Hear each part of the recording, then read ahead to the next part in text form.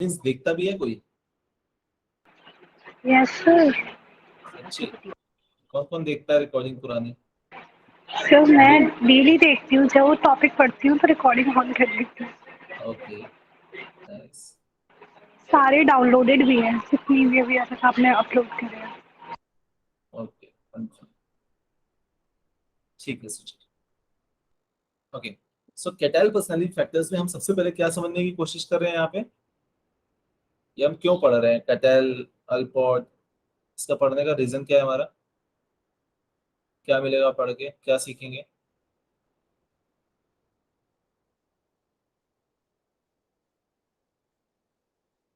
Yes Madhavi, Gulpreet, ताविशी, फिजा, क्या सीखेंगे हम? कुछ सर तो सीख, इसी की पर्सनालिटी के बारे में। पर्सनैलिटी के बारे में। ठीक है, क्या पढ़ रहे हैं हम? ट्रेट अप्रोच, टाइप अप्रोच, किसके किस टॉपिक के अंदर है टाइप अप्रोच और trait trait approach? Trait personality की स्टडी कैसे होती है, कैसे हम किसी की पर्सनैलिटी को स्टडी करते हैं या चेक करते हैं या टेस्ट करते हैं या जज करते हैं, उसके क्या क्या फैक्टर्स हैं, हम यही पढ़ने की कोशिश कर रहे हैं, राइट? इसी के अंदर हमने बताया कि पर्सनैलिटी को आप दो तरीके से समझ सकते हो, या तो टाइप अप्रोच से या तो ट्रेट अप्रोच से। यही पढ़ रहे हैं अपन, अगर आप इसका एक फ्लो चार्ट अगर अपन समझने की कोशिश करें तो। ठीक है, अब इसके इसी के अंडर में जब आप ट्रेट अप्रोच पढ़ते हो तो ट्रेट अप्रोच के अंदर आपने समझा कि तीन तरीके से ट्रेड्स पढ़ा जा सकता है या समझा जा सकता है। पहला है ऑलपोर्ट की ट्रेड थ्योरी, जिसमें आपने cardinal, secondary trade, central trade समझा कि ये ट्रेड होते हैं। दूसरा अपन समझ रहे हैं कैटैल या के पर्सनालिटी फैक्टर्स। तो कैटैल ने भी रिसर्च करी और कैटैल ने ये बोला कि भैया इन तरीकों से भी ट्रेड समझे जा सकते हैं, किसी व्यक्ति का अगर ट्रेड समझना हो हमें तो ये भी एक तरीका है। सो इसने क्या किया कि इसने इन्होंने 16 प्राइमरी और सोर्स ट्रेड्स बनाए, 16 तरीके के। समझा कि अच्छा ये ट्रेड्स जो है ये प्राइमरी हैं और ये ट्रेड हैं जो सोर्स ट्रेड्स हैं। प्राइमरी और सोर्स मतलब सोर्स या सरफेस भी बोल सकते हो आप उसको। सो सोर्स ट्रेड्स आर, उनके हिसाब से सोर्स ट्रेड वो ट्रेड हैं जो कि जनरली स्टेबल रहते हैं और आप building blocks of personality. So normally ये वो ट्रेड्स हैं जो किसी व्यक्ति के अंदर हमेशा रहते हैं। ठीक है, तो अब वो एक्टिव लिसनिंग है, मान लो किसी बंदे की एक एक्टिव लिसनिंग है, लिसनर्स बहुत अच्छा है वो बंदा। ठीक है, अब अगर ये बंदा लिसनर बहुत अच्छा है तो ये उसकी पैन लाइफ में वो चीज रहेगी उसके साथ, वो ट्रेट उसके साथ रहेगा। ठीक, so that are stable and considered building blocks of personality. Surface trait is more of a interaction के हिसाब से वो कंसिडर किया जाता है कि दो अलग अलग ट्रेट मिलकर क्या रिजल्ट बना रहा है। ठीक है, सो दो सोर्स ट्रेड मिलके, तीन सोर्स ट्रेड्स मिलके क्या उसका एक फाइनल ट्रेड बना रहा है, सो वो होता है सरफेस ट्रेड। ठीक है, तो ऐसे 16 प्राइमरी एंड सरफेस ट्रेड्स उन्होंने डिफाइन किए और बोला कि जब इन इन 16 तरीके में ही ट्रेड्स होते हैं, किसी का कोई ट्रेड अच्छा होगा, for example let's say introvert is a trade. ठीक है, सिंसियरिटी इज अ ट्रेड, तो ये बंदा सिंसियर है, ये एक उसका ट्रेट है। ये हमेशा सिंसियर रहता है, through out life span sincere रहता है। ये बंदा जब स्कूल में भी था तो सिंसियर होता था और जब जॉब कर रहा है तो भी सिंसियर। ठीक है, तो जब मैं स्कूल जाता था तो मैं क्लास 12th में मेरी अटेंडेंस थी 100%। मैं कभी लेट नहीं होता था। ठीक है, तो मैं अगर 7 बजे स्कूल पहुंचना है तो मैं 6:50 6:45 इसके आसपास स्कूल पहुंच जाता था। अब वो ट्रेड मेरे साथ आज भी है। तो अगर मुझे अपनी जगह से, जहां मैं रह रहा हूँ, यहाँ से मुझे 100 किलोमीटर भी ट्रेवल करना है और वहां सुबह 7:30 बजे पहुंचना है, तो मैं 7:25 पे पहुंचता हूँ, 7:35 पे नहीं पहुंचता हूँ, अगर कोई कोई बीच में प्रॉब्लम नहीं आ रहा है तो। ठीक है, तो मेरी हमेशा कोशिश रहती है कि मैं टाइम जो दिया हुआ है उसके 5 मिनट पहले ही उस जगह पर पहुंच जाऊँ, और ये मैं हमेशा से होता है मेरे साथ। तो मैंने कॉलेज में रहा तो भी मेरे साथ ये रहा, मैं जॉब में रहा तो भी रहा, बिजनेस कर रहा हूँ तो भी है कि अगर किसी ने बुलाया है, टाइम दिया हुआ है, तो उस टाइम के पहले वहां पहुंच जाता हूँ। और ये आदत कहाँ से लगी है, ये ट्रेड कहाँ से डेवलप हुआ है? जब मैं स्कूल में था वहां से। इसीलिए आपको स्कूल में ये बोला जाता है कि बेटा टाइम पर आओ, अगर टाइम पे नहीं आया तो कल वापस गेट से वापस चले जाओ। भगाते हैं किसको किसको भगाते हैं स्कूल में? अगर लेट हुए तो क्या करते हैं आप लोगों के स्कूल में अगर लेट हो रहे हो तो? पर सर कुछ आने नहीं। देते हैं। आने सर- दे देते हैं? नहीं सर, खड़ा सर रख पनिशमेंट सिर्फ एब्सेंट 4 बातें सुननी होती है बस। सर वो जब स्टूडेंट काउंसिल बनेगी ना तब पनिशमेंट देंगे, अभी तो आने देते हैं। अच्छा स्टूडेंट काउंसिल में भी सब दोस्त ही कुछ नहीं बोलते हैं आपस में। सर गेट बंद हो जाता। ये बंद हो जाता फिर क्या होता मुझे? सर हमारी मैम तो बोलती है कि सर अगर लेट आए तो गेट से मैं तो वापस नहीं हुआ चले लेट सर, अगर एक मतलब एक बार एक से सेकंड ज्यादा छवि। लेट, एक बार से ज्यादा लेट हुए तो फिर वो वापस भेज देती, अच्छा ये हाँ पेरेंट्स छवि, को बुला ले। क्या सर छवि? पेरेंट्स लड़ने लग जाते हैं अगर जाने ना दे तो अंदर, कि बाहर ट्रैफिक है, सर मेरे तो ट्रैफिक क्यों नहीं पेरेंट्स है। ही लेट भेजते हैं, तो मतलब पेरेंट्स को ही डांट पड़ती है। मैं तो बोल देती हूँ पापा ने लेट छोड़ा। ठीक है, ये सबसे पेरेंट्स की तो सबसे बड़ी दिक्कत है ही। पेरेंट्स को लगता है कि हमारे बच्चे के साथ जाते ही हो रही है, बल्कि ये नहीं समझ में आता कि उसको क्या सिखाया जा रहा है। छवि कुछ बोल रही थी, छवि वापस। सर हमारी मैम बोलती है कि अगर लेट आए तो गेट से वापस चले जाना, अंदर आने की जरूरत नहीं है। बट अगर जो वापस नहीं जाता है वो क्या करता है? सर उनके घर फोन कर दे तो ऐसे बोलते अपने बच्चे को लेकर जाओ, वो गेट पर खड़ा है। Okay good. तो ये बेसिकली हमें सिखाया जा रहा है डिसिप्लिन, टाइम पे टाइम की कदर करना, ये सिखाया जा रहा है स्कूल के अंदर।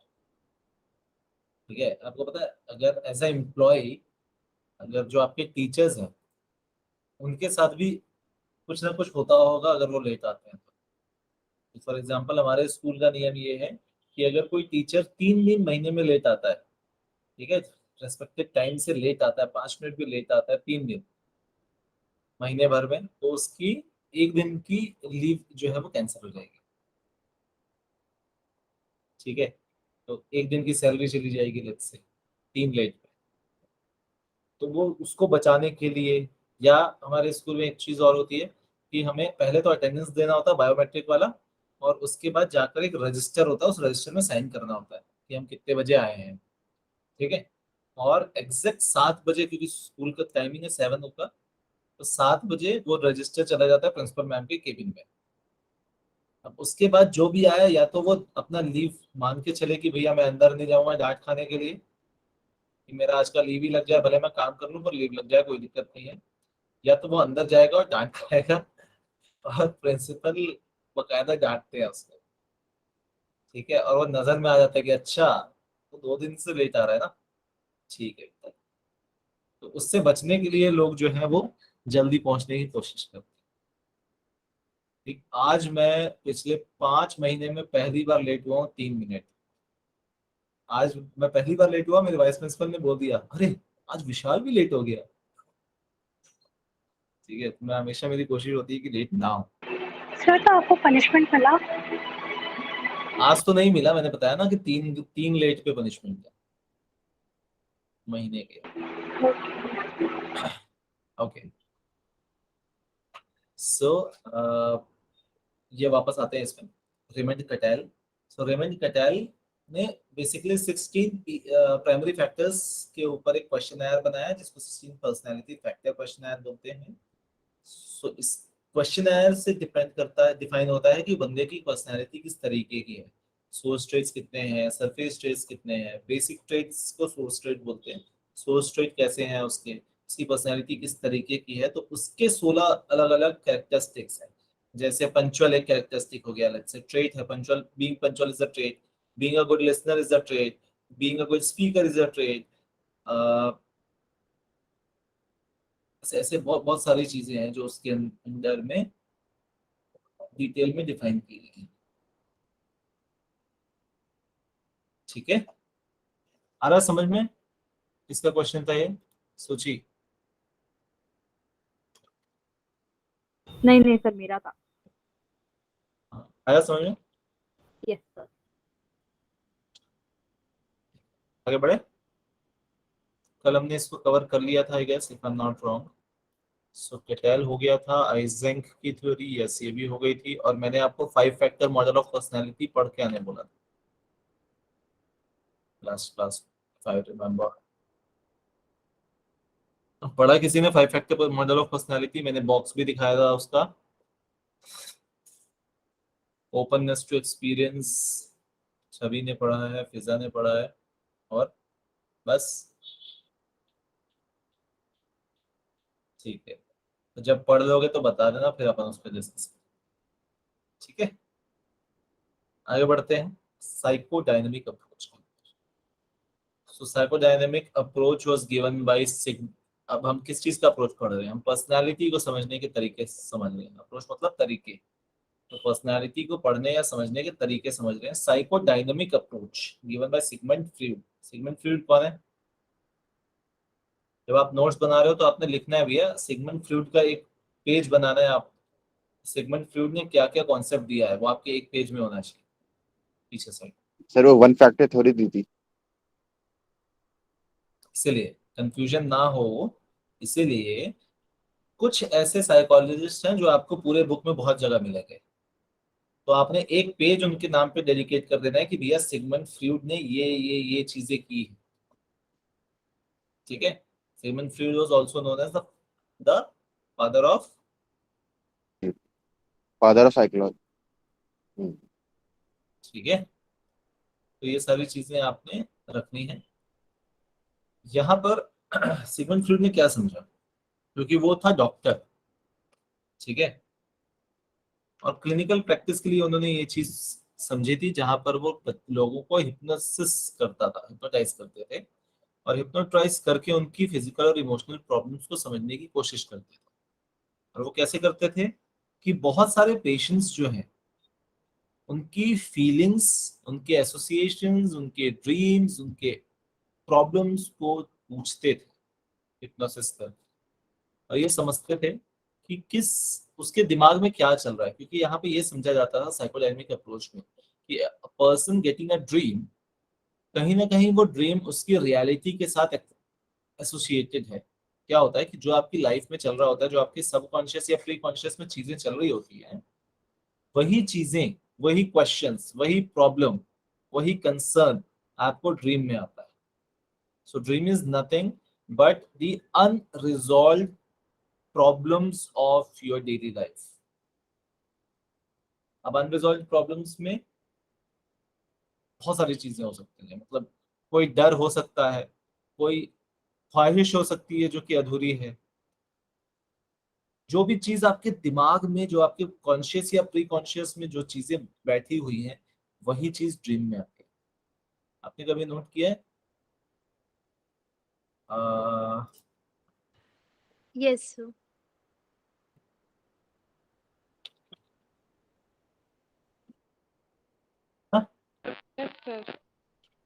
सो यही होता है। और एक और चीज है ड्रीम के साथ कि ड्रीम में आपको वही लोग दिखेंगे जिनको आपने कभी ना कभी कहीं ना कहीं देखा है। ऐसे लोग आपको ड्रीम में कभी नहीं दिखेंगे जिनको आपने कभी नहीं देखा। ऐसे चेहरे आपको ड्रीम्स में नहीं दिखेंगे जिनको आपकी कॉन्शियस माइंड ने कभी नोटिस नहीं किया। ठीक है, सर किसी को इसमें कुछ? मिक्सचर बना के भी तो देख सकते हैं हम ड्रीम में। सॉरी सोची। सर मिक्सचर बना के, लाइक इमेजिनेशन तो इन्फिनिटी तक है, तो मतलब इमेजिनेशन किसी का। इन्फिनिटी तक है। जिन लोगों को आप देखोगे ड्रीम में, वो आपके इमेजिनेशन पे नहीं आ रहे, क्योंकि उस समय आपका इमेजिनेशन सारा बंद है। उस समय आपका सिर्फ कॉन्शियस और प्री कॉन्शियस के बीच में डिस्कशन चल रही होती है। सर हमें ड्रीम याद क्यों नहीं रहती, लाइक बहुत कम याद रहती है। ड्रीम याद रखने के हालांकि उसकी प्रैक्टिसेस होती हैं, वो आपकी याददाश्त बढ़ाने के लिए आप बहुत हद तक यूज कर सकते हो। ड्रीम्स इसलिए याद नहीं रहती क्योंकि वो आपके कॉन्शियस माइंड में नहीं रहती, और चीजें याद आपके कॉन्शियस माइंड में रहती है। जब आप सपने में होते हो तो आपका बेसिकली प्री कॉन्शियस माइंड ज्यादा एक्टिव होता है उस वक्त पे, और आपका कॉन्शियस और प्री कॉन्शियस को आप रिकॉल नहीं कर पाते। कभी आपके साथ ऐसा हुआ है कि आप सो रहे हो, आप कोई बहुत ही एक सपना देख रहे हो, अचानक से आपकी नींद खुल जाती है, आप जाते हो पानी पी के आते हो, फिर वापस सोते हो, और जहां पे आपने सपना छोड़ा था वहीं से रिस्टार्ट होता है। Yes sir. Yes sir. ये क्यों हो रहा है?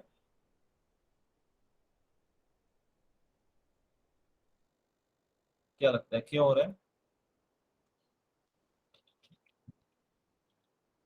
सर क्योंकि उसी के बारे में थॉट्स चल रहे हैं हमारे दिमाग में।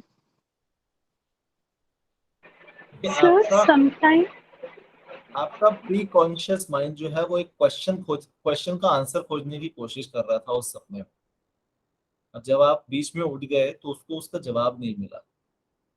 कभी आपके साथ ऐसा हुआ है कि आप बहुत गहरे सपने में और आपको किसी ने जबरदस्ती उठा दिया, उस दिन आपको बहुत लो फील होता है पूरे दिन भर? Yes sir. सर मेरे साथ एक बार हुआ था, मैं सपना देख रही थी, मुझे उठा दिया और फिर मुझे लगा कि हकीकत में भी यही हो रहा है। मुझे वहां पे दर्द हो रहा था जहाँ पे मुझे लगी सपने में। ठीक है। तो अगर आपको आपके प्री कॉन्शियस असल में आंसर खोज रहा होता, अगर वो उसको आंसर नहीं मिलेगा तो क्या होगा कि वो पूरे दिन आपका फाइट चलता रहेगा आपके कॉन्शियस और pre conscious. Yes Madhavi. Sir कभी कभी हमारा ब्रेन हमें रिमाइंडर्स भी देता है। सपोज जैसे हमें कल कुछ स्कूल में लेके जाना है, कोई असाइनमेंट है हमारा, हम भूले ही नहीं वो, तो हमें अपने ड्रीम में ऐसे दिखता है कि हम वो भूल गए हैं और फिर हमें सुबह याद रहता है वो। सो ये डर है। ठीक है। ये डर कैसा है? अब इसमें बहुत सारी चीजें हो सकती है। फॉर एग्जाम्पल कल मेरा एग्जाम है और मैं देख रहा हूँ सपने में कि मेरा एग्जाम छूट गया, मैं लेट हो गया, मैं फेल हो गया। Yes sir.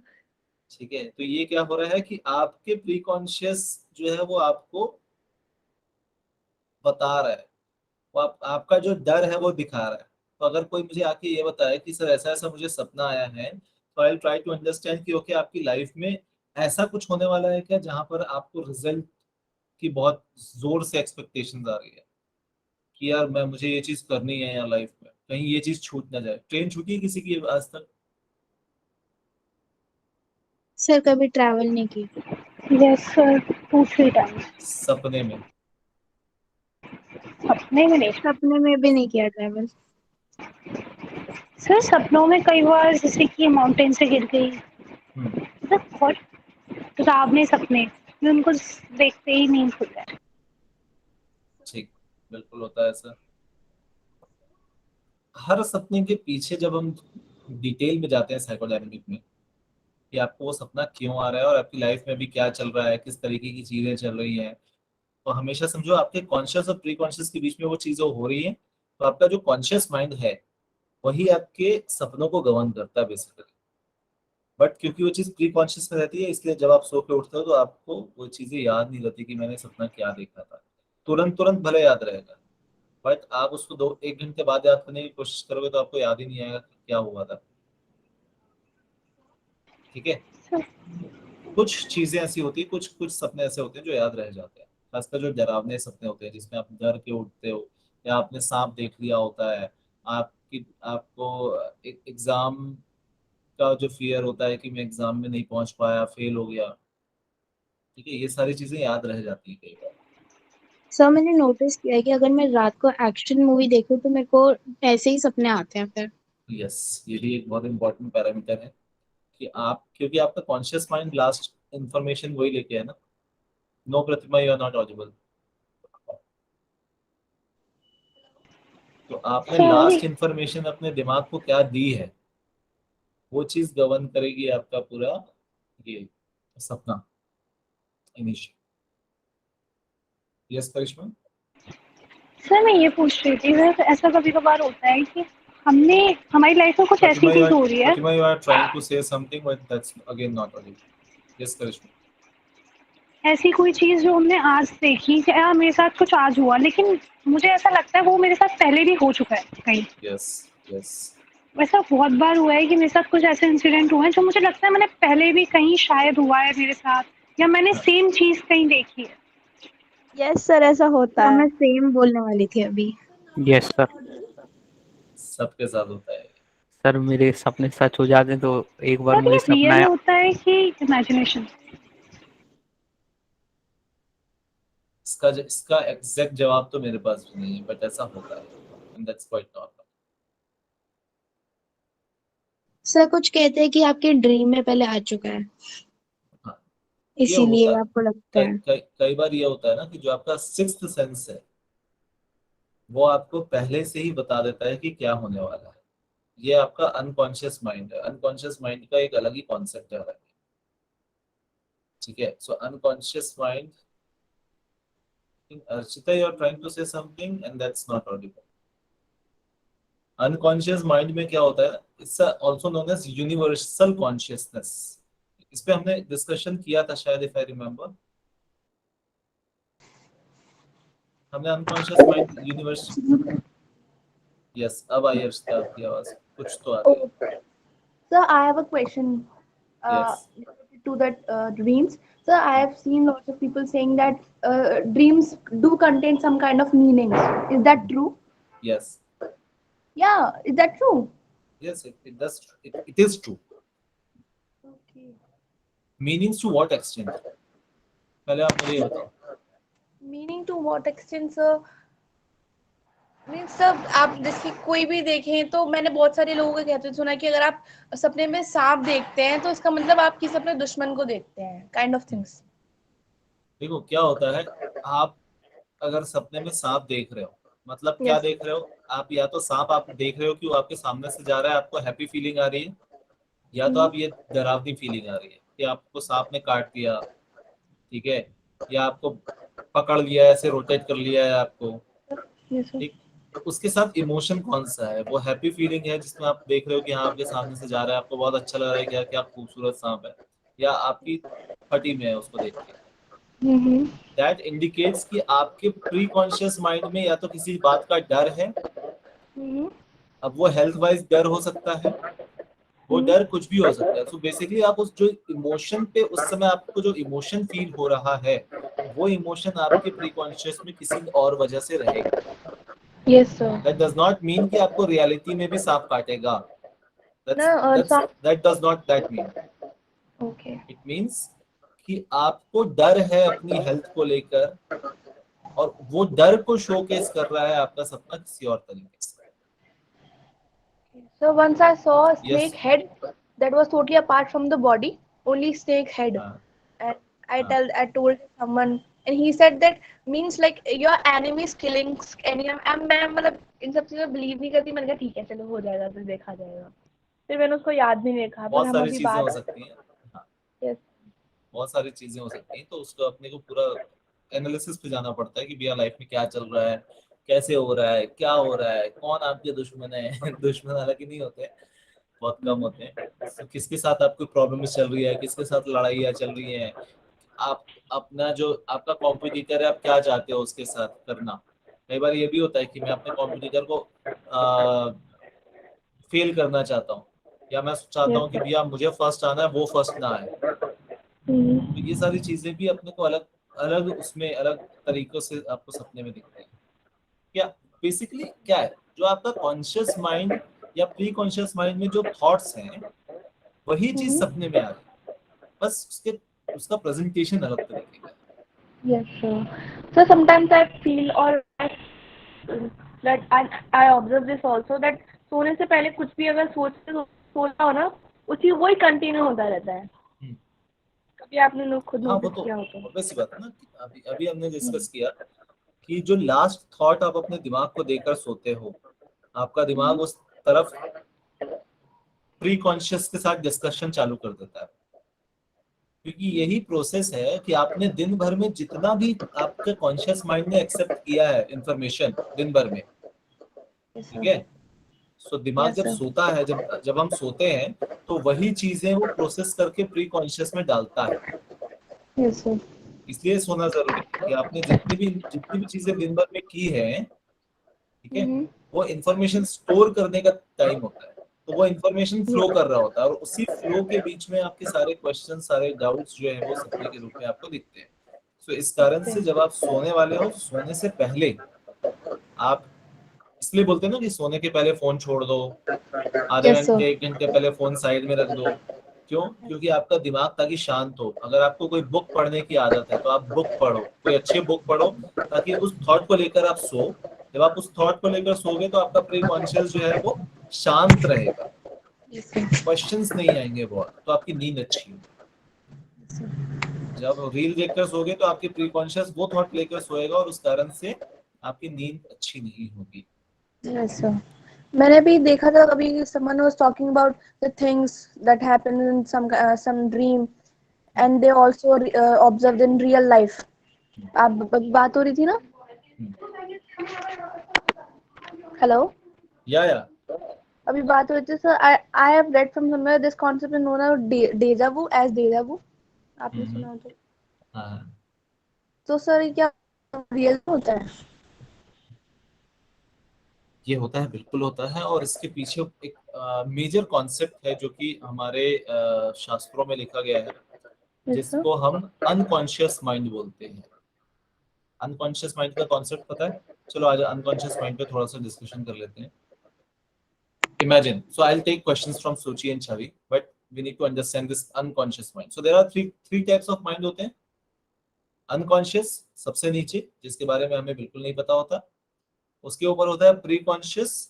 प्री कॉन्शियस वो चीजें हैं जहां पर अगर मैं ध्यान दूं तो मैं उस बारे में सोच सकता हूँ, या मेरे पास उस चीज की इंफॉर्मेशन आ सकती है जब मैं उस पर ध्यान दूंगा, अटेंशन दूंगा तब। और एक होता है कॉन्शियस माइंड, की अभी हम बात कर रहे हैं तो हमारा कॉन्शियस माइंड ओपन है और हम सुनने और बात डिस्कस कर रहे हैं, हमें पता है कि अभी हम क्या कर रहे हैं। So that is conscious mind. ठीक है, 3 माइंड होते हैं। जो अनकॉन्शियस माइंड का जो कॉन्सेप्ट है, उसका कॉन्सेप्ट क्या है? इसको आप अनकॉन्शियस को बोल लो यूनिवर्सल कॉन्शियसनेस। इसका कॉन्सेप्ट कैसा है, इसको समझने के लिए मुझे किसी बहुत ही अच्छे व्यक्ति ने समझाया था इसको बहुत अच्छे से, और मैं उस चीज को हमेशा समझाता हूँ उसी कॉन्सेप्ट। तो आप ये समझो कि एक बहुत बड़ा समंदर है, ठीक है? ये जो बहुत बड़ा समंदर है, इसमें बहुत पानी है। अब इस पानी को समझ लो आप कि ये सारे thoughts, feelings, emotions, experiences, information about anything and everything उस समंदर में, उस पानी में सारी सारी इंफॉर्मेशन है। दुनिया में जितनी चीजें हो सकती हैं, जितनी फीलिंग्स, जितने इमोशंस हो सकते हैं, वो समंदर का समंदर है। ठीक है? अब इस समंदर में छोटे छोटे छोटे छोटे बहुत सारी कटोरियां रखी हुई हैं, ठीक है, जो डूब नहीं रही है उसके अंदर, बट उसके ऊपर तैर रही है। ठीक? अब ये जो छोटी छोटी छोटी कटोरियां तैर रही हैं इस अनकॉन्शियस समुद्र के ऊपर, दैट दोज आर पीपल। ठीक है? सो मतलब क्या हुआ, हमने ये समझ रहे हैं कि एक समंदर जो अनकॉन्शियसनेस है, जिसके पास हर चीज की जवाब है, हर चीज का इंफॉर्मेशन है, उसके ऊपर लोग तैर रहे हैं छोटे छोटे टुकड़ों में, कटोरियों के फॉर्म में, लेट्स से बाउल्स के फॉर्म में। ठीक है? और हर बाउल के अंदर उसी अनकॉन्शियसनेस का एक छोटा सा हिस्सा, मतलब थोड़ा सा पानी उसके अंदर है, उस बाउल के अंदर। मतलब क्या हो रहा, क्या बोल रहे हैं हम, कि उसी अनकॉन्शियसनेस का छोटा छोटा हिस्सा हर व्यक्ति के कॉन्शियसनेस में है, हर व्यक्ति के दिमाग में है। तो जितनी इंफॉर्मेशन आपके पास है, जितनी मेरे पास है, जितनी इमोशंस और फीलिंग्स आपके पास या मेरे पास है, वो हमारे कटोरी के पानी, हमारे पास जो कटोरी है उसमें जो पानी है उतना है। तो ऑब्वियस सी बात है कि पूरा इंफॉर्मेशन तो नहीं हो सकता उसमें, छोटी सी कटोरी में समंदर तो नहीं समा सकता, थोड़ी सी इंफॉर्मेशन होगी। हम जितनी चीजों को पढ़ते हैं, जितना एक्सपीरियंस करते हैं, जितनी नई चीजें जानने की कोशिश करते हैं, हम क्या क्या कर रहे हैं, हम उस समंदर में से एक एक बूंद निकाल के हम अपनी कटोरी में डाल रहे हैं। ये वाला इंफॉर्मेशन उठाया और हमने अपने कटोरी में डाल दिया। ठीक है? सो जिसकी कटोरी जितनी भरी होगी वो उतना ज्यादा समझदार होगा, उसको उतनी चीजें पता होगी, उतना एक्सपीरियंसेस होगा। इसका मतलब उसने एफर्ट डाला है उस समंदर के पानी को ड्रॉप बाय ड्रॉप अपने अंदर, अपनी कटोरी में डालने का। ठीक है? तो आपके पास जो इंफॉर्मेशन है वो यूनिवर्सल कॉन्शियसनेस का एक बहुत ही छोटा सा हिस्सा है। कई बार ये भी समझा जाता है कि जब हम मेडिटेटिव पोस्चर्स में होते हैं, जो योगा नहीं, मेडिटेटिव पोस्चर्स में जब होते हैं, जब हम अपने आप से बात कर रहे होते हैं, सिंगल थॉट या जीरो थॉट या मेडिटेशन का प्रोसेस का तरीका, कारण यही होता है सो दैट कि वो जो थिन लेयर है between my consciousness and universal consciousness, उस थिन लेयर को, उस कटोरी को हम कितना पतला कर सकते हैं, हम कितना उस इंफॉर्मेशन को और ग्रैस्प कर सकते हैं। सो जो मेडिटेटिव पोस्चर्स में होता है, जो जो ये बोलता है ना कि मैं I can directly connect to God, मेरे पास ऐसी इंफॉर्मेशन है जो मैं कई बार सोता हूँ तो मुझे ऐसा लगता है कि मेरे पास कुछ ऐसी इंफॉर्मेशन है और बाद में उसको मैं एक्सपीरियंस करता हूँ। सो बेसिकली आप उस मेडिटेटिव ट्रांस मोड पे चले जाते हो और वहां से आप मान लो थोड़ी सी इंफॉर्मेशन पहले से लेके आ जाते हो जो अगले दिन आपके साथ ऑलरेडी होने वाली है। ठीक है। And when that physical body expires, जब वो फिजिकल बॉडी खत्म होती है या मरती है, तो हम बोलते हैं ना कि आत्मा जो है वो जाकर यूनिवर्सल कॉन्शियसनेस में जुड़ जाती है। सो मतलब वो जो बीच की कटोरी थी वो गायब हो जाती है। वो जो बीच की कटोरी जब गायब होगी तो क्या होगा, जो उसके अंदर का पानी था वो कहाँ मिल जाएगा, यूनिवर्सल कॉन्शियसनेस। ठीक है। So this is a concept of spirituality. जितने भी मेडिटेशन वाले लोग होते हैं उनका कोशिश यही होता है कि यूनिवर्सल कॉन्शियसनेस के साथ अपना और अपने कॉन्शियसनेस को यूनिवर्सल कॉन्शियसनेस के साथ कनेक्ट कर लें। ठीक है। तो व्यक्ति जितना ज्यादा ये काम करता है उसका इंफॉर्मेशन उतना उसके पास ज्यादा होती है। तो बेसिकली जब भी आप पढ़ाई कर रहे हो आपको नहीं पता साइकोलॉजी क्या है, बट उस यूनिवर्सल कॉन्शियसनेस में उसका जवाब है। अब आप जितना पढ़ते जा रहे हो, जितनी नई चीजें एक्सपीरियंस करते जा रहे हो, आप कुछ नहीं कर रहे हो, आप सिर्फ वहां से कुछ ड्रॉप्स उठा रहे हो और अपने अंदर डाल रहे हो। और जिस दिन हम एक्सपायर होंगे, जिस दिन हम खत्म होंगे, हमारा पूरा इंफॉर्मेशन जो है वापस उसमें ऐड हो जाएगा। और इसी this is the concept of unconsciousness. इसलिए हम जब आइसबर्ग के तौर पे इसको समझते हैं तो हम ये बोलते हैं कि अनकॉन्शियसनेस वाला जो आइसबर्ग है वो सबसे ज्यादा हिस्सा होता है पानी के नीचे, जिसकी इंफॉर्मेशन हमें नहीं पता होती। हमें नहीं पता होता कि ये क्या है, इसमें कितनी इंफॉर्मेशन, जबकि सारी इंफॉर्मेशन उस अनकॉन्शियसनेस में है। ज्यादा हो गया क्या थोड़ा? No no sir. Sir, interesting है। सो जितने भी मेडिटेशन वाले लोग होते हैं जो रियली अच्छे से मेडिटेशन कर पाते हैं उनका ऑब्जेक्टिव यही होता है। तो जितने भी सही लोग होते हैं इनको गॉडवन क्यों बोला जाता है? Because they can connect to that unconsciousness. उसी तो क्या अनकॉन्शियसनेस, बोला जाता है? सॉरी सुची, सर वो वर्ड सुनाई नहीं दिया जो आपने कहा उन्हें बोला जाता है। गॉड मैन, जो बाबा पीर फकीर, जो सही वाले होते हैं, जो मेडिटेटिव लोग होते हैं, जिनके जैसे आप सदगुरु से किसी भी बात का क्वेश्चन पूछ लो उनके पास जवाब होता है अच्छा, तो आपको लगता है कि नहीं यार ये बंदा बहुत लॉजिकली बात कर रहा है। ठीक है। So meditation is one of the very important point to attend to that consciousness, to connect with that unconsciousness. और वहां से इंफॉर्मेशन आती है जो जनरली जितने भी बड़े एक्सपेरिमेंटर्स हैं, साइंटिस्ट हैं, इनके पास नया इंफॉर्मेशन कहाँ से आता है? कहीं से तो आता होगा ना यार। जितने क्रिएटिव लोग हैं के पास वो क्रिएटिविटी कहाँ से आती है? So this is spiritual side of understanding. So जब साइकोलॉजी आप पढ़ते हो तो आप स्पिरिचुअलिटी भी पढ़ते हो, बहुत इंपॉर्टेंट है। Unconsciousness is one of the very important part. और इसी के कारण आप आपके सपने आते हैं आपके कॉन्शियसनेस और प्री कॉन्शियसनेस के बीच के उस पे कम्युनिकेशन पे। तो आपका कॉन्शियसनेस और आपका प्री कॉन्शियसनेस क्या कम्युनिकेट कर रहा है, वही चीज सपने में आती है। तो समझो कि बेसिकली वो क्वेश्चन है, उसे हम हर डायरेक्शन में देख लेते हैं अपने सपने यस, में और फिर उसमें से एक पॉसिबिलिटी सच हो जाती है। यस, एब्सोल्युटली, यस छवि। सर बहुत बार ऐसा होता है कि ड्रीम्स में जैसे कोई बुक है, हम उसको पढ़ने की कोशिश करते हैं लेकिन पढ़ नहीं पाते, या तो बुक ओपन नहीं होती या ओपन होती है तो उसमें कुछ मिलता नहीं है। What this can indicate? तो क्यों होता है? ये इंडिकेट क्या कर रहा है? Let's understand it by the psychodynamic approach. ऐसा क्यों हो रहा है कि आप सबसे पहले तो आप ऐसा सपना क्यों देख रहे हो जहां पर एक बुक है? और ऐसा क्यों हो रहा है कि उस बुक में या तो वो बुक खुल नहीं रही है या तो आपको उसके अंदर कोई टेक्स्ट नहीं मिल रहा?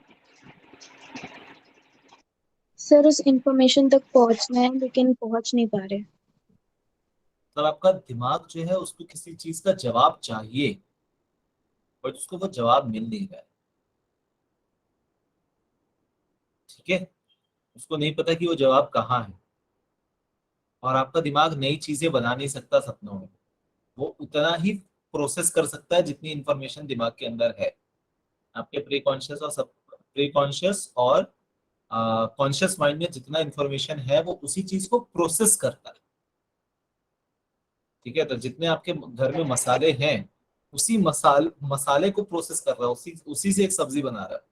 बट वो नया मसाला लेके नहीं आ सकता जब तक आप कॉन्शियसली नया मसाला नहीं दोगे उसको, या अनकॉन्शियस से नया मसाला लेकर नहीं आओगे। Sir, is it possible to get aware of future beforehand? Is it possible to aware of Future. future? It is quite possible, but it required a very hard meditative practices. Like एक movie में था, तो fiction था या फिर real में होता है? रियल में हो सकता है, बट उस अनकॉन्शियस स्टेज पर पहुंच पाना हर किसी के लिए पॉसिबल नहीं।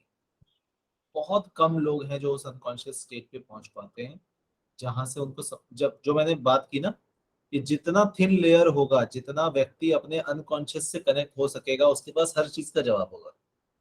तो जितने भी आप समझो साईं बाबा की जो लोग पूजा करते हैं कि Sai Baba was a god man, basically he was a meditative guy who can connect with the unconsciousness, and he has the answer to most of the questions, and that is why people consider Sai Baba as a god.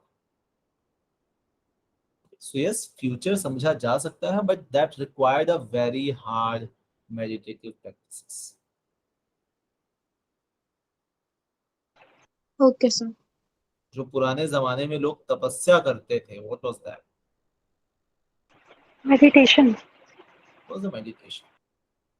उसमें उसमें ऐसा आपको movies वगैरह में और pictures वगैरह में ये दिखाया गया है कि वो बढ़िया तपस्या कर रहा है, उसकी दाढ़ी बहुत बड़ी हो गई है और एकदम से उसको सारे जंगल ने घेर रखा है, चीजें बहुत खराब है, and then a God comes and says कि हाँ वत्स मांगो, क्या मांगना चाहते हो। ये सारा कुछ अनकॉन्शियस में हो रहा है। जब वो मेडिटेटिव प्रोसेस में होता है तो उसको सारी चीजों की इंफॉर्मेशन मिल जाती है। सर रियली में गॉड आते हैं और इसे मान सकते हैं? गॉड नहीं आते हैं, बेसिकली जब वो तपस्या कर रहा होता है तो वो कनेक्ट कर लेता है अपने अनकॉन्शियस से। उस मेडिटेटिव पोस्चर में वो अपने अनकॉन्शियस से कनेक्ट करता है, और जब वो अनकॉन्शियस से कनेक्ट करता है तो उसके जो भी सवाल होते हैं उसको उसका जवाब मिल जाता है। सच में गॉड नहीं आते। तो गॉड क्या है? What is God? गॉड हमारी आस्था, हमारा belief. Beautiful answer, exact word, exact word. So God is anything that you have a belief on, and that's the reason we have so many religion in the world. So there is no one true God. It's all about belief. So you can believe, you can have a belief on a idol, you can have a belief on a stone, you can have a belief on a person, you can have a belief on a story, and that belief gives you answer. बोलते हैं ना कि यार अगर मैं बहुत tension में रहता हूँ, जब भी मैं मंदिर जाता हूँ वहां मैं 10-15 मिनट बैठता हूँ, मुझे बहुत रिलैक्स मिलता है। That's the belief that gives you relaxation, not the God. What is God? God is just a belief. ठीक है, और वो बिलीफ किसी भी चीज पे हो सकता है, किसी भी चीज पे आस्था रख सकता है। तो आपका बिलीफ कैसा है, that helps you in a lot of ways. ठीक है, आपकी मेंटल हेल्थ पे, आपकी प्रॉब्लम्स पे, आपके सॉल्यूशन। जब हम ये बोलते हैं ना कि भगवान से जो चीज सच्चे दिल से मांगो वो मिल जाती है, बोलते हैं। Yes sir. सो साइकोलॉजिकली अगर इस चीज को हम देखें, सो हम भगवान से जो चीज मांग रहे हैं, हम असल में अपने दिमाग को वो बिलीफ दे रहे हैं कि अगर मैंने ये चीज भगवान से मांगी है तो मुझे मिल जाएगी। And then I start my subconscious or pre-conscious mind start working on that direction. मुझे ये चीज चाहिए, अब मेरा दिमाग उस डायरेक्शन में काम करना स्टार्ट कर देता है, and ultimately we get that, and then we say कि ओके भगवान की वजह से मिला। एक सेकंड होल्ड।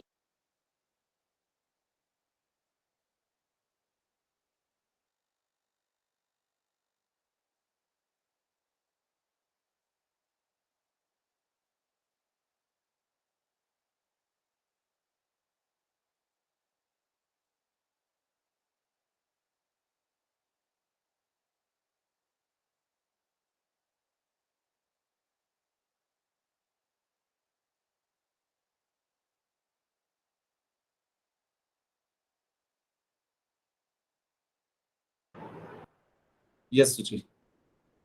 सर लेकिन लोग तो ये सोचने लग जाते हैं ना कि हमने गॉड को बोल दिया तो अब वो हो जाएगा, तो हमें क्या करने की जरूरत है। सी, इसलिए तो नहीं होती ना हर चीज। सर लेकिन कभी यस कभी हो सर। जाती है। देखो आपने अपने अनकॉन्शियस माइंड को क्या सिखाया है, किस तरीके से ट्रेन किया है, that will give an answer. ये जितने कॉन्सेप्ट हैं इसके, द सीक्रेट देखिए किसी ने, यूट्यूब पर है। आज आपका होमवर्क नो है। सर। चलो, आज अपने साइकोडायनेमिक को समझने के लिए पहले उसका स्ट्रक्चर समझना जरूरी है। ये मैं खोज के आपको दे रहा हूँ।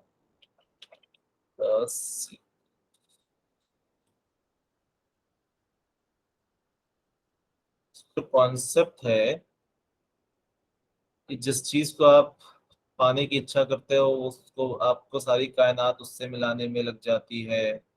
द लॉ ऑफ अट्रैक्शन, ये जितने भी कॉन्सेप्ट हैं। सर ये तो सर हम पे डिपेंड करता है ना, हमें जो चाहिए फिर हम उस चीज के लिए पूरा 100% दे देते हैं, तो वो मिलेगा ही। आपको सबसे पहले तो आप अपने दिमाग को बताते हो ना कि अब मुझे क्या चाहिए और कितना, कितने जोर से चाहिए। सर वो द सीक्रेट तो बुक है ना एक, द एल्केमिस्ट में भी तो सेम ही बात करी हुई है। राइट, द अल्केमिस्ट में भी सेम बात करी हुई है, द सीक्रेट में भी सेम बात करी हुई है। द सीक्रेट थोड़ा सा ज्यादा प्रचलित बुक है। उसकी ऑडियो बुक्स यूट्यूब पर अवेलेबल है, उसका समरी यूट्यूब पर अवेलेबल है, उसकी एक डॉक्यूमेंट्री है जो कि यूट्यूब पर अवेलेबल है, जो मैंने आपके ग्रुप में भेज दी है। ठीक है, so that will give you an idea कि how the law of attraction works, and basically the law of attraction is nothing but it's a way जहां पर आप अपने दिमाग को ट्रेन करते हो टू गेट समथिंग। आपका दिमाग ट्रेन हो जाता है। ऐसा नहीं कि मैं दिन भर बैठ के ये सोचता रहूं कि मुझे लाइफ में ये चीजें चाहिए and I don't take an action on it. That's now it works. Obviously जब आप अपने दिमाग को बता देते हो कि मुझे ये चीज चाहिए, you will start getting things. जैसे अगर आपने मोबाइल फोन खरीदना है, ठीक है, आपने डिसाइड कर लिया कि यार मुझे एक नया मोबाइल लेना है। अब देखो आप कॉन्शियसली आपको हर वो जग चीज, हर वो एडवर्टाइजमेंट, जितनी न्यूज़पेपर में, अगर आप न्यूज़पेपर खोलोगे तो आपको सारे फोन्स के एडवर्टाइजमेंट दिखेंगे। ठीक है, आप यूट्यूब खोलो खोजोगे तो वहां दिखेंगे। आप कहीं बाहर निकलोगे तो आपको वो सारे पोस्टर्स पे आपका ध्यान ऑटोमेटिकली जाएगा, जहां पर ये बताया जा रहा है कि मोबाइल फोन में ये डिस्काउंट है, ये सस्ता है, ऐसा है, वैसा है। आज की डेट में गूगल और लक्स को ऐड करने की जरूरत नहीं है, but why the do add. Sir वो तो पहले से वहां होते हैं, लेकिन हमारे कॉन्शियस में तब आते हैं जब हमें यस, नीड होती है। जब हमें नीड होती है। सिमिलरली जब आपको नीड होती है, जब आप अपने दिमाग को बता देते हो कि मुझे लाइफ में सक्सेस चाहिए, लेट्स से, अब जितनी भी चीजें आपकी लाइफ में होंगी, आपका प्री कॉन्शियस में वो इन्फॉर्मेशन ऑलरेडी है। तो अगर मेरे सामने कोई बंदा आ रहा है, मैं उससे बात कर रहा हूँ, और मुझे ये है कि मुझे, लेट्स से मैंने ये डिसाइड किया हुआ है कि यार मुझे ना साल भर में 50 लोगों के इंटरव्यूज लेने हैं अपने चैनल के लिए, डिफरेंट ऑन डिफरेंट करियर्स। अब जितने भी लोग मेरे पास आएंगे, जितने भी लोगों से मैं मिलूंगा, मेरा एक ऑब्जेक्टिव ये रहेगा कि मैं इससे पूछ लूं क्या यार इंटरव्यू देगा क्या अपने अपने करियर के ऊपर। क्या सेम चीज मुझे वो गाइड करेगी कि मैं जितने भी अच्छे लोगों से मिलूंगा, मैं उनसे पूछूंगा कि सर क्या can you give me like 5 references of people who are doing something great in their career, so that I can take an interview of what they are doing in their career. तो आपके actions जो हैं वो भी उसके साथ connect हो जाएंगे, क्योंकि मेरे पास, मैंने ऑलरेडी उसके बारे में सोच रखा है। मैंने अपने दिमाग को बता रखा है कि मुझे लाइफ में ये चीजें करनी है। तो आपके डिसीजंस उस तरीके से हो जाएंगे। फॉर एग्जाम्पल, आज मेरे पास एक कॉल आया, उस कॉल में ये बोला गया कि सर आपके साथ कोलैबोरेट करना है यूट्यूब चैनल के लिए, और हम CUET की तैयारी कराते हैं। CUET जो आपका एग्जाम है जिसमें साल का कोर्स होता है और अभी क्रैश कोर्स है, साल भर के कोर्सेज हैं, 3 सब्जेक्ट पे है, सिंगल सब्जेक्ट पे है, डोमेन सब्जेक्ट पे है, उसकी तैयारी कराते हैं। और उसके लिए अगर आप इंफॉर्मेशनल वीडियो बना दो बच्चों के लिए कि हम ये करवा रहे हैं, so we have some commercial angle which we can share. ठीक है, मेरा दिमाग क्या बोल रहा है कि यार जो चीज बच्चा 600-800 रुपए में कर सकता है, ये लोग उस चीज के लिए 5,000 रुपए चार्ज कर रहे हैं। सेम चीज जो मैं CUET में डोमेन सब्जेक्ट पढ़ा रहा हूँ जिसका मैंने चार्ज किया है 600 रुपए, उस सेम चीज के लिए ये चार्ज कर रहे हैं 5,000 रुपए।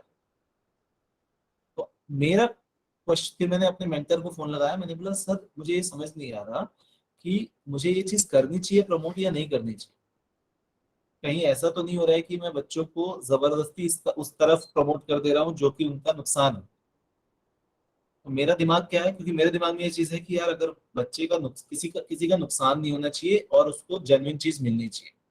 तो सर ने बोला कि उसको कमर्शियल एंगल की जगह उसको ये बोलो कि तुमको डेमो क्लास उनके लो, तुम 2-4 देखो तो वो किस तरीके से पढ़ाते हैं, क्या उनका कंटेंट 5,000 के वर्थ है भी या नहीं, उनका जो डिलीवरी है वो 5,000 के वर्थ है या नहीं है, या अगर साल भर का कोर्स है वो 32,000 कुछ का कोर्स है, तो क्या वो 32,000 के वर्थ है या नहीं है। अगर तुमको ये लगता है कि वो वैल्यू दे रहा है, जिस जो पैसा वो मांग रहा है उसके बदले में वो वैल्यू दे रहा है, तभी प्रमोट करो। ठीक है, तो ये कब हुआ, जब मुझे ऑलरेडी मेरे दिमाग में कुछ पैरामीटर सेट है कि मुझे पैसे के लिए सिर्फ काम नहीं करना है, मुझे एक इम्पैक्ट बनाने के लिए काम करना है। तो मैं जितने भी मेरे डिसीजंस होते हैं वो उस प्रोसेस के हिसाब से होते हैं। अगर मेरा ये प्रोसेस होगा कि मुझे सिर्फ पैसे कमाने के लिए काम करना है, तो मेरे डिसीजंस चेंज हो जाएंगे थोड़े। तो I will start collaborating with universities, colleges. पर admission people do offer like 10,000 to 50,000 rupees. तो अगर मैंने किसी को रिकमेंड किया कि जाओ वहां पर जाके एडमिशन ले लो, तो मुझे 10,000 से 50,000 रुपए तक कमीशन मिल सकता है। बट मैंने पिछले 5 सालों में किसी के साथ कोलैबोरेट नहीं किया। बहुत पढ़ा है, मैंने नहीं किया। क्यों? क्योंकि अगर मैं किसी एक पर्टिकुलर यूनिवर्सिटी के साथ कोलैबोरेट कर लूंगा तो मेरा अपने आप एजेंडा चेंज हो जाएगा और मैं बच्चे को बोलूंगा कि अरे यार वहां मत जा, यहाँ चले जा, ये यूनिवर्सिटी ज्यादा अच्छी है तेरे लिए। क्यों? क्योंकि मेरा कमीशन बना हुआ है वहां पर। ठीक है, सो डिसीजन मेकिंग आपकी बहुत हद तक इम्पैक्ट हो जाती है कि आप क्या करना चाहते हो लाइफ में, आपने अपने दिमाग को किस तरीके की इंफॉर्मेशन दे रखी है। And that through this I will end this.